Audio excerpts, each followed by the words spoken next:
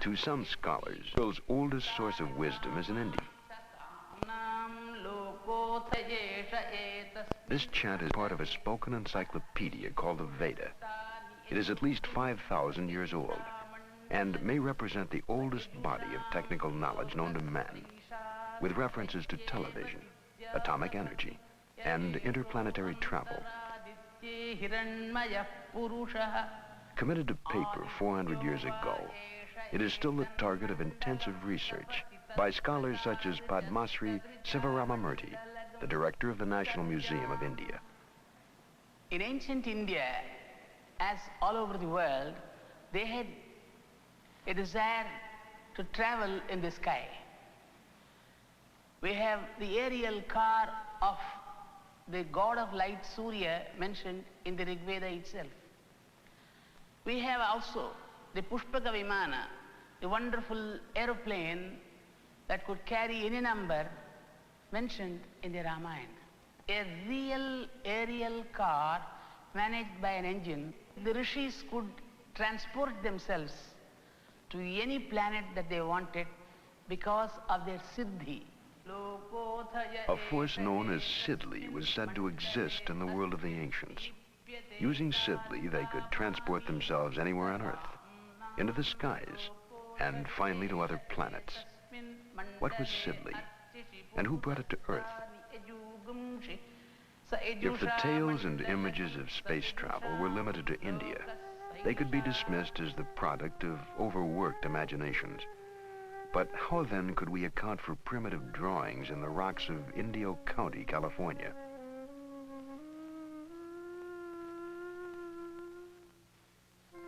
In the 20th century, we accept the existence of spacecraft. What event could possibly have inspired this 14,000-year-old drawing of a spaceship landing on the Earth? On a rocky plain in the Andes called Toro Muerto, hundreds of petroglyphs depict the same scene.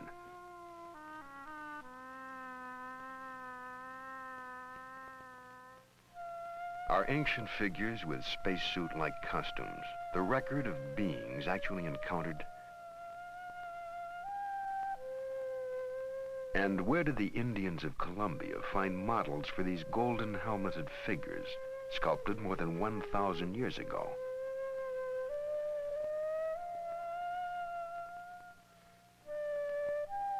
The same people molded these golden objects, which look startlingly like a modern delta-wing jet fighter plane.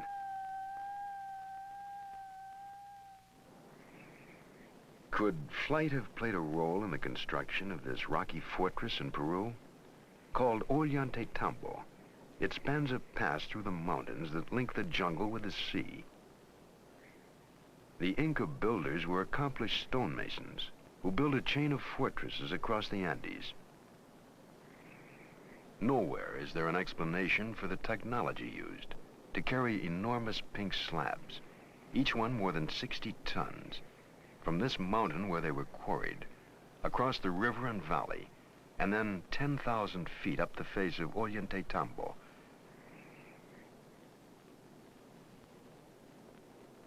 Could it be explained by a force known in ancient India as Sidli?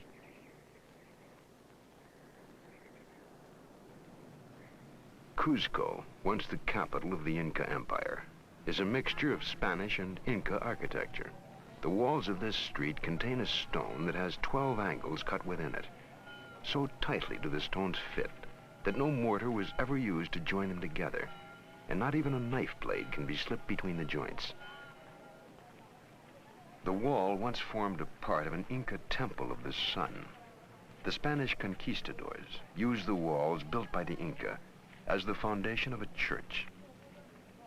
In 1950, an earthquake shattered Cuzco, virtually destroying the church. Today, the people of Cuzco are still rebuilding the church atop the ancient earthquake-proof structure. The original walls, however, remain standing. Again, the question arises, did the Inca receive this building technology from the original colonists? The strangely knotted strings are called quipu. No one today can read them. But when the Spaniards first came to Peru, the Inca kings would call upon their rememberers who would consult the quipu and account for every kernel of corn and man, woman, and child in the empire. But the quipu were more than a numerical accounting system, for with it an accomplished rememberer could call forth epic poems, historic dates and events. The knots show how the decimal system was used, but added to them were colored threads that offered subtle nuances and shades of meaning that are forever lost to us. So sophisticated was the quipu, however, that some investigators believe it was the Inca version of a computer punch card.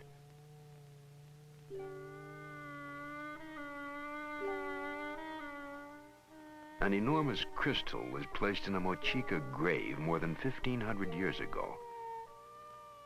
It is among the hardest of all minerals, yet it was cut, polished, and shaped by a technology that theoretically could not have existed at that time. Other hands carved this skull. The British Museum calls it 15th century Aztec. But why would the Aztecs, who never created naturalistic art, suddenly render in crystal a skull? The bead is turquoise, another extremely hard gemstone. It is 1,700 years old and was probably part of a necklace or bracelet.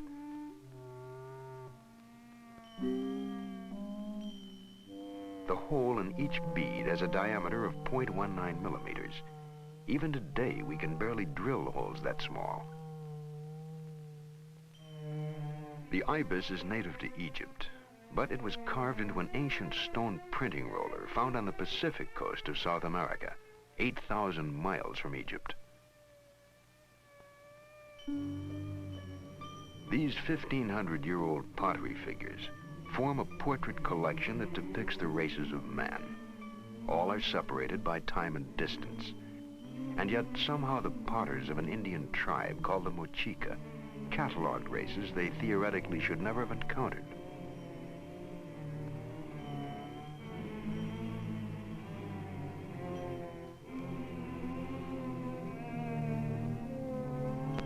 An iron pillar was forged 1,700 years ago in India. It confounds the laws of metallurgy. Too large to have been forged in one piece so long ago, it is rust-free after 1,700 years. No less remarkable, although a mere 700 years old, is a rust-free iron tooth. Found in a Peruvian grave, it seemingly is as functional as any modern dental prosthesis. Other graves yield the suggestion that the ancient Peruvians were accomplished neurosurgeons. At the Cusco Archaeological Museum, Dr. Fernando Caballesas, professor of neurosurgery at the University of San Marcos, demonstrates. These skulls here are just a very small sample of the tremendous amount of skulls that were found in the graves of the ancient Peruvians. I think that all in all, we have studied more than 10,000 skulls that have been unearthed. Now, these are some of the instruments that they used.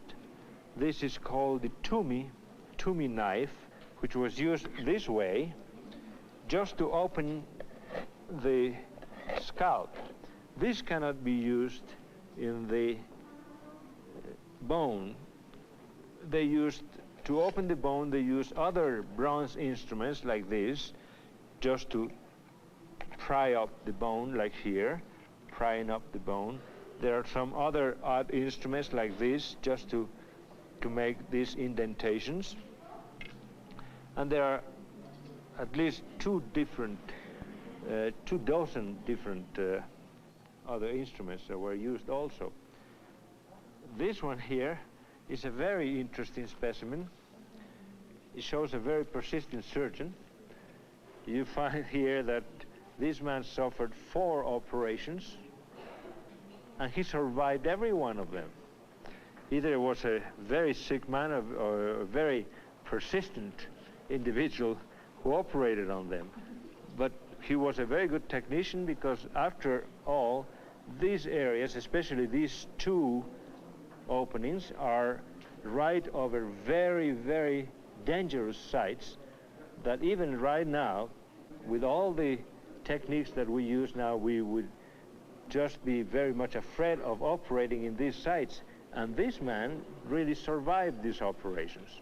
In Calca, near here, near Cusco, where about, I would say, 85% of these skulls show healed trephanations. 85% of survivals from skull operations is a pretty good and excellent result. At the Yerkes Regional Primate Center, scientists implant monkeys with electrodes.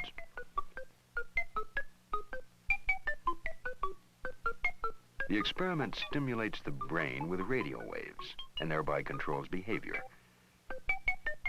Are today's scientists seeking knowledge already gained by similar experiments performed centuries ago?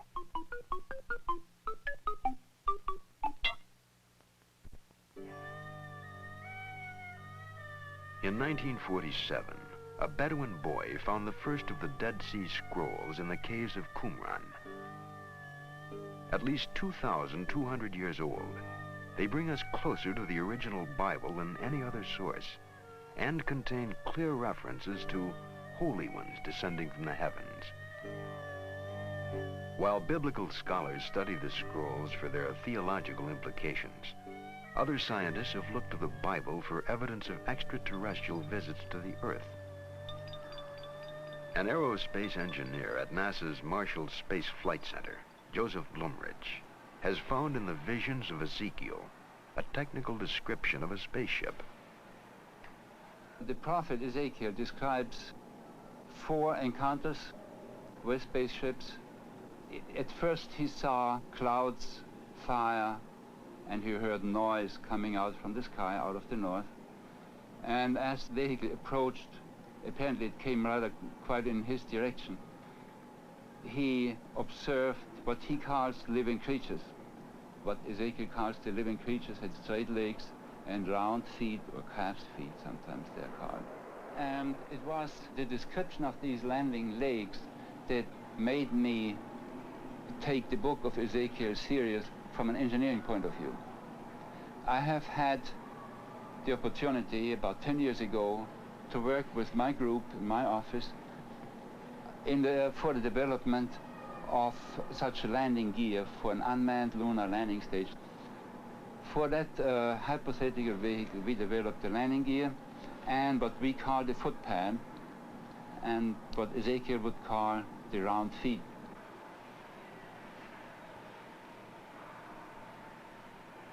Translating Ezekiel into engineering terms, Mr. Blumrich had these artist sketches made of a landing vehicle supported by 4 helicopter units. One of the interesting examples of Ezekiel's ability to observe and to describe are the faces he sees on these living creatures. He sees 4 of them, an oxen, an eagle, a man, and so on. They are located at the top of these helicopter units, and consequently they contribute to his impression of having some living creatures in front of him. What they actually are is quite interesting. Now, some helicopters, in particular in this case this one, needs protection, just some hood around to protect them against dust or weather and so on. And such sheet metal structures will have cutouts, will have humps in order to accommodate levels or rods which are below them. And they do have, they may have the distinct appearance of faces. We have a number of such face-like structures, like for instance the Gemini capsule. Then we have very interesting feature that looks like a monster, and every one of the audience will remember to have seen faces in rocks, in old trees and tree stumps.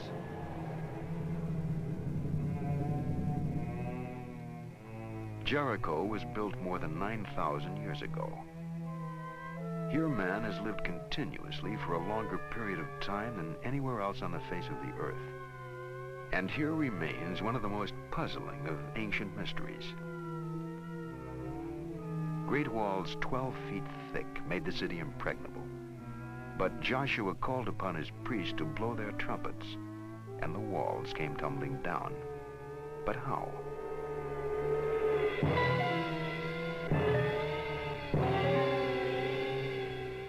One theory holds that an earthquake tumbled the walls of Jericho. An earthquake that was part of an enormous planet-wide catastrophe.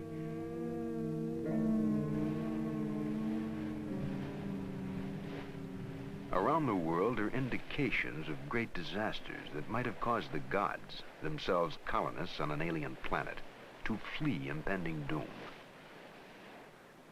Did their departure inspire all the myths of Atlantis? Could there have been several colonies, blurred by time into the one Atlantis first reported by Plato? Are legends, in fact, the histories of visitors from afar who colonized the earth? Plato told of a fabulous kingdom that was then more than 9,000 years old. Whatever fragrant things there now are in the earth, or woods, or essences which distill from fruit and flower, grew and thrived in that land, wrote Plato.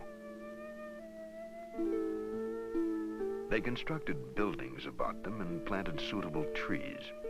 Some of their buildings were simple, but in others they put together different stones, varying the color to please the eye and to be a natural source of delight. They had such an amount of wealth as was never possessed by kings and potentates, and is not likely ever to be again. The entire area was densely crowded and kept up a multitudinous sound of human voices and din and clatter of all sorts, night and day. There were kings' baths, and there were separate baths for women, and to each of them they gave as much adornment as possible. There were many temples built and dedicated to the gods, also gardens and places of exercise.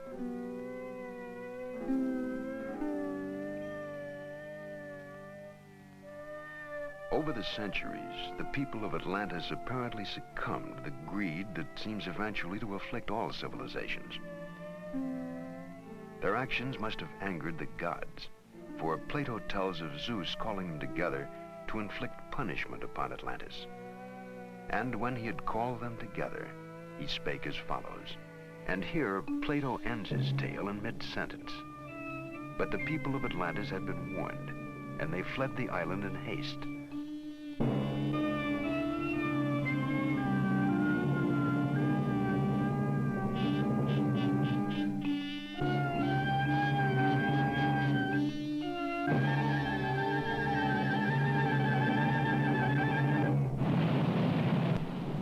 Then Zeus must have spoken, for the island was shattered by what may have been the most powerful volcanic explosion ever known. Immense tidal waves and earthquakes followed the eruption.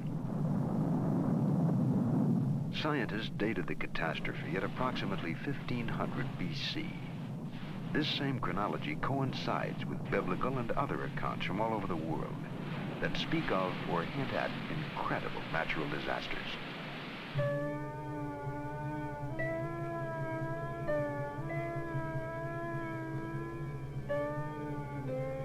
In Plato's time, this island was known as Terra. Today it is called Santorini. Was it also once the site of the fabled empire of Atlantis? We may never know, but the ruins of some ancient civilization are here, buried under a 250-foot layer of ash and pumice that covered the island 3,500 years ago. Was this the end of the beginning? The moment when all advanced forms of technology and culture vanished from Earth? Could their destruction be remembered now only as myths? Might such myths extend even beyond the Earth to incredibly dim memories of catastrophes suffered on other planets? Light years from our sun, in the constellation of Boötes, there is a red giant called Epsilon. It is circled by a planet that may once have supported life. Some scientists believe that a space probe was sent from that planet toward the Earth. They believe the probe received these signals in 1927. They were the first radio signals sent from Earth into space. These echoes have a different delay pattern. There is no natural explanation for the difference. Duncan Lunan, of the British Interplanetary Society, has interpreted the echo pattern as a message from the space probe, a message from a dying planet in Epsilon Bootes. The star has become what we call a red giant. If we look at this painting here, it can illustrate the point. What has happened is that the star has exhausted its reserves of hydrogen in its core. In this situation, the inhabitants of the planetary system would find themselves in real danger. Their own planet would get hotter. In time, all the planets would get very hot. They would have, in other words, to perfect first interplanetary and then interstellar travel in order to get away from the sun. So the probe then came to the Earth. It came to the solar system. It located the Earth. It came into orbit around the Earth, and it began looking for signals, radio intelligence signals from Earth that would indicate the presence of intelligence. All the star maps, all the diagrams that I've interpreted as star maps, seem to confirm this indication that it was about 13,000 years ago that the probe got here, and it had finally been activated by our radio signals in the 1920s. Was it doing it because it was signaling home that it had been activated? If so, and if there's anyone there to hear it, perhaps in about another 150 years we could expect to hear something from these people. It's possible that in the course of our history in the last 13,000 years that ships from Epsilon Bootes have come here, have conducted survey missions, possibly even had small settlements established here for a time and pulled out again. It is possible that visitors from Epsilon Bootes arrived 13,000 years ago. Perhaps a city in Peru, abandoned 3,000 years ago, was the base. It once held 100,000 people. Why did they flee?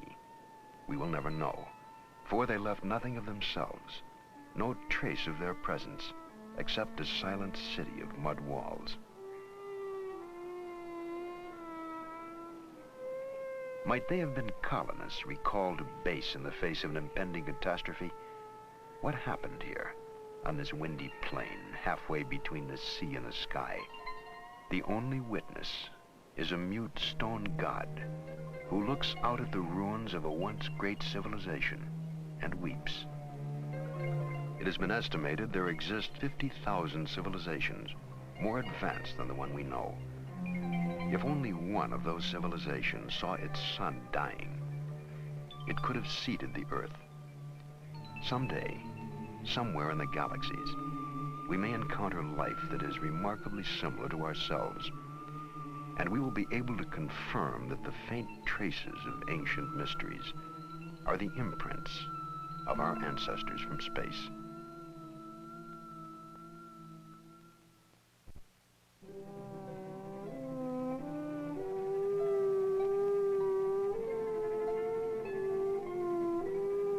Man has been in space since 1957, when the Russians first orbited a grapefruit-sized satellite called Sputnik.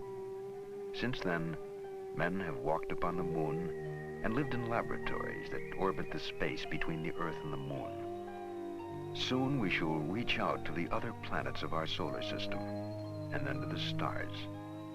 But even before men ever dreamed of space travel, they reported on visitors from space. And to this moment, the reports continue. Are the most recent UFO sightings evidence of continued alien interest in the Earth? Is someone in space still watching the descendants of a colony sent to Earth thousands of years ago?